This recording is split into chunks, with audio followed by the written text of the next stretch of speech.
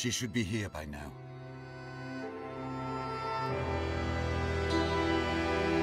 Bien. So let's get started.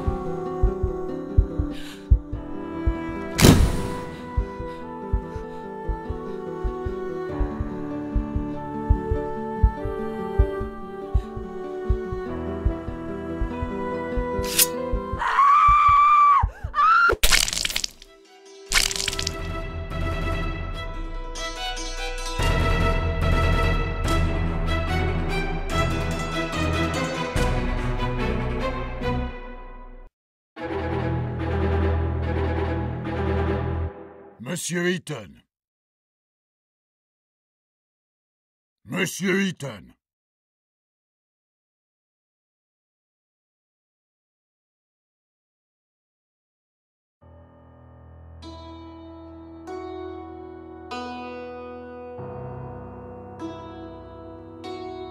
Monsieur Eaton, I'm talking to you.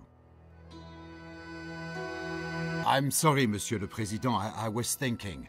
Do you understand the indictment? Sorry, but I have to ask the prosecutor to repeat. Monsieur Eaton, do you consider it to be a joke? You're charged with a serious crime. Please stay focused. Monsieur Prosecutor, please continue. As I said, I accuse Alfred Eaton of murdering Marie Capet on the 17th of October 1894 in Paris. That day, Alfred Eaton was at the theatrical premiere of Prométhée, Vol du Feu, which took place at Opéra Garnier.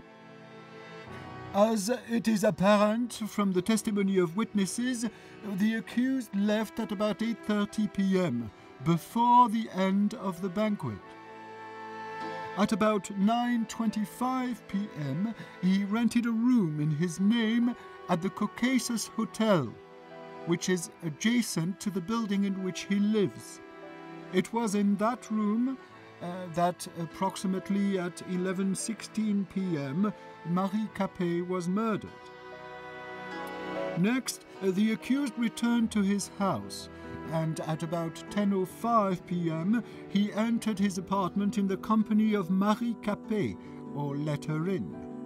It results from the fingerprint analysis. It did not show the victim's fingerprints on the outer side of the door, only on the inner. Alfred Eaton, by means of deception or threats, led the victim to his secret workshop, which is located on the first floor of his apartment. The police report did not indicate any signs of struggle or resistance.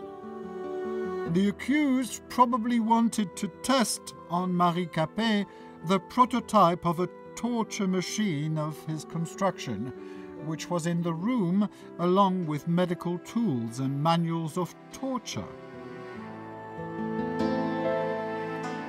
When Marie Capet realized what the accused intended to do, she grabbed a metal rod lying in the room and hit the accused on the head, which caused a real threat to his life and, according to doctors, may have caused unconsciousness. The fingerprints of Marie Capet's left hand were found on the rod, as well as Alfred Eaton's traces of blood. Traces of blood were also found on the floor of that room. At the time of his arrest, the accused had an extensive wound on his head, as confirmed by medical examination. Seizing the opportunity, Marie Capet fled from the apartment. She was stressed and in a hurry. This was confirmed by her numerous fingerprints secured on the inside of the door of the apartment of the accused.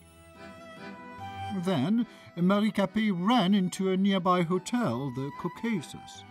It was the same hotel in which the accused rented a room.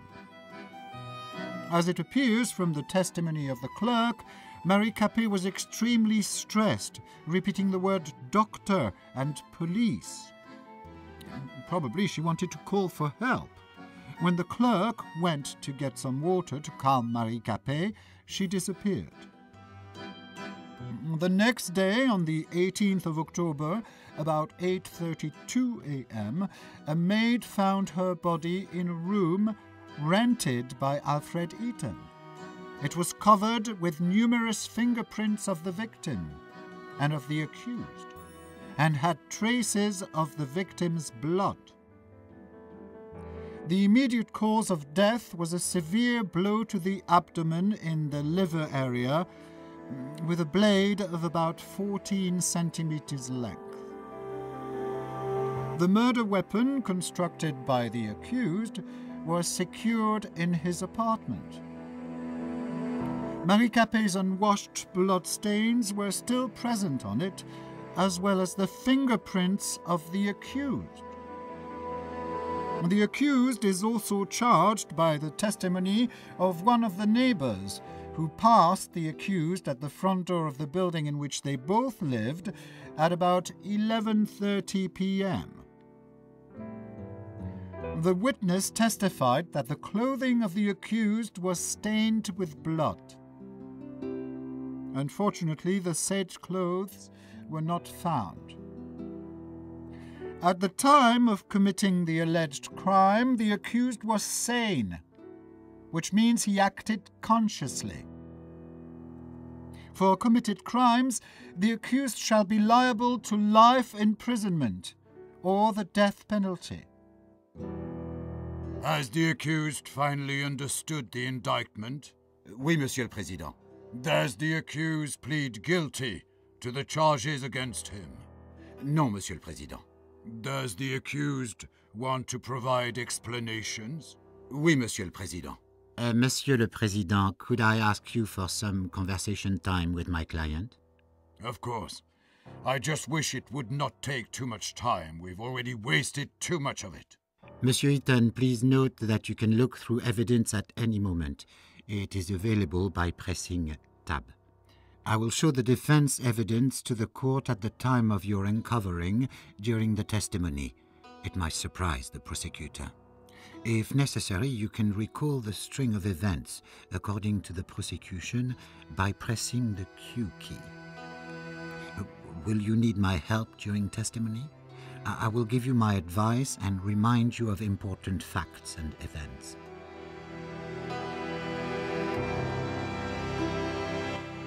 We are ready, Monsieur le Président.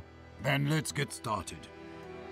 Monsieur Eaton, what were you doing on October 17th, 1894, from 8 to 12 p.m.? There was a theatrical premiere of Prométhée that day, which was sponsored by Le Feu, in which I am the lead designer. Starting at 7 p.m., I was at the premiere at the Opéra Garnier. Around 8:30 p.m.,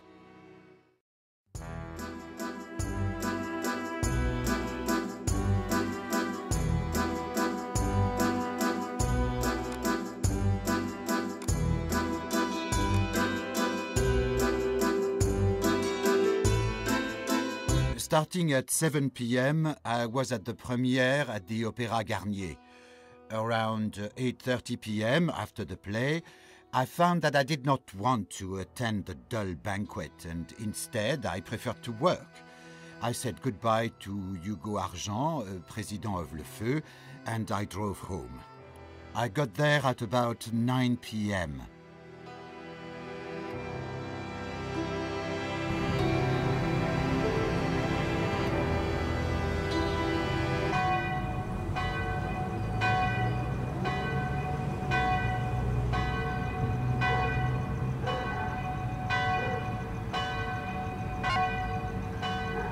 For a moment, I admired the charms of Montmartre.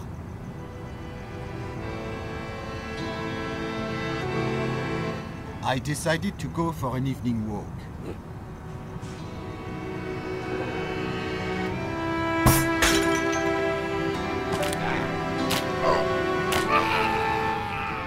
I entered the Café de Paris cafeteria.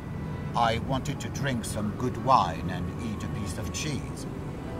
A group of Parisian rabble tried to throw me out, screaming that there was no room for gypsy thieves. They beat me and threw me into the street. I was all covered in blood. Did you report this fact to police officers? No, Monsieur le Président. I decided that it was not worth losing my time. And why is that? A second of my work is more important than a lifetime of each and every one of those plebeians. Besides, if I had reported it, I would have done them a favor. What do you mean, Monsieur Eaton? In jail, they would have had better living conditions than those holes that they call houses. I understand. Please return to your testimony.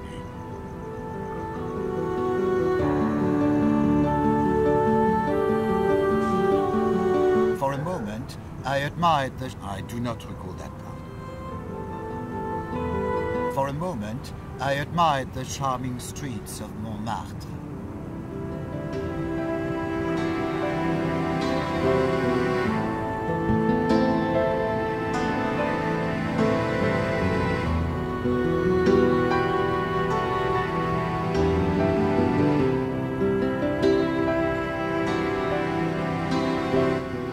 For a moment, I admired the charms of Montmartre.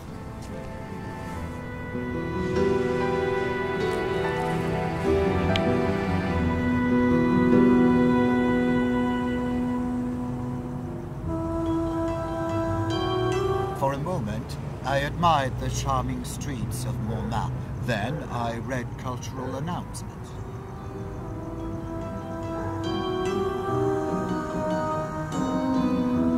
I read cultural announcements.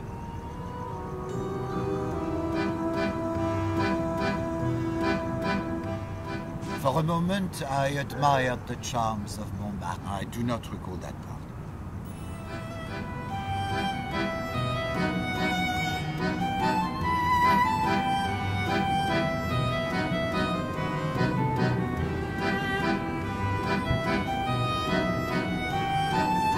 Then I opened the gate.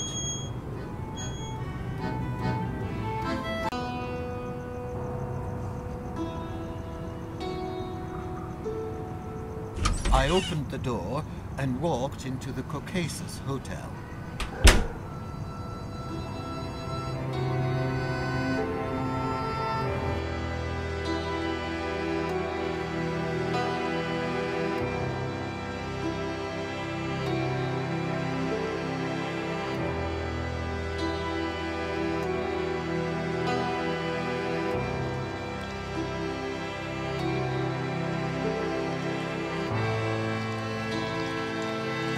I threw a coin into the fountain of the hotel lobby. I threw a coin into the fountain of the hotel lobby. Apparently, the clerk noticed my state, but the rules of savoir-vivre did not let him make any commentary. I wanted to rent a room in a hotel, but the clerk said that a room had already been rented in my name. He said it's on the top floor and gave me a spare key. I must add that the conversation with this man was not held at about 9:25 p.m., as according to his testimony, but at a different time. Monsieur Eaton, do you claim that you did not rent that room? Oui, Monsieur le Président, but I knew it could not be a coincidence. The name Ethan is not that common. So you tried to learn more from the clerk? Yes, however, he hid behind his professional secrecy. I knew he wouldn't tell me a thing. I do not understand one more thing. You live next to the hotel, so why did you want to rent a room there? Sometimes I meet up with some girls of the Moulin Rouge, and due to my reputation, I prefer not to do it in my apartment. Did you meet Marie Capet face to face? No, Monsieur le Président, never. I understand. Please continue.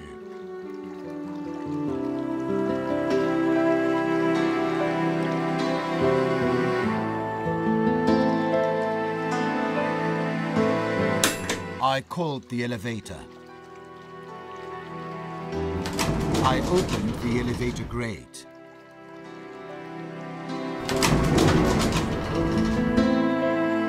Then I took the elevator to the second floor.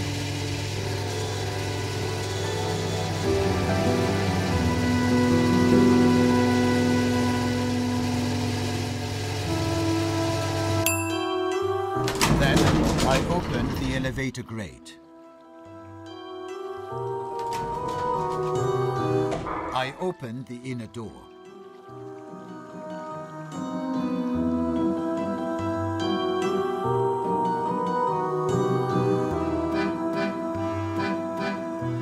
I tried the door handle to the hotel room, but it was closed. Why did you want to open that door? I'm ashamed to admit, but I forgot which room I had rented. I understand. Please continue your testimony. Later, I entered the room.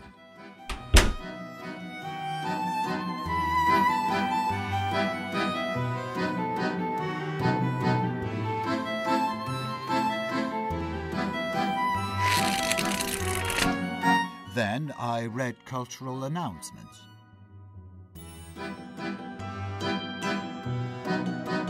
Then I left the room into the corridor.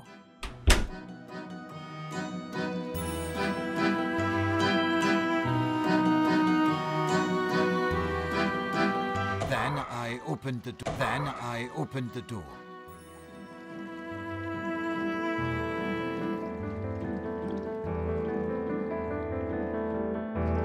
I examined the historic tableware.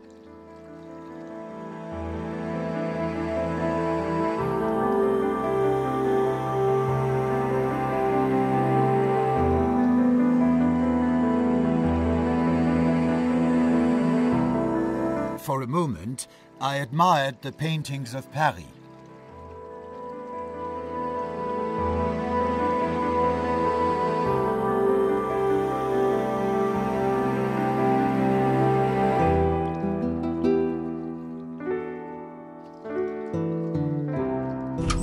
I opened the door and entered the room.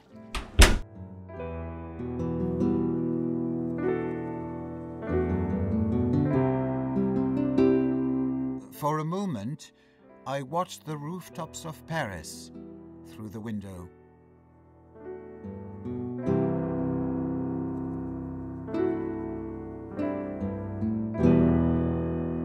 Later, I tasted some champagne from the ice bucket.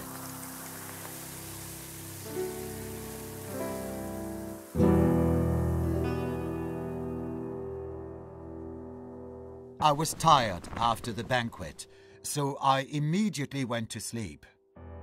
I was even too tired to undress. Is it all you want to testify, Monsieur Eaton? Oui, Monsieur le Président.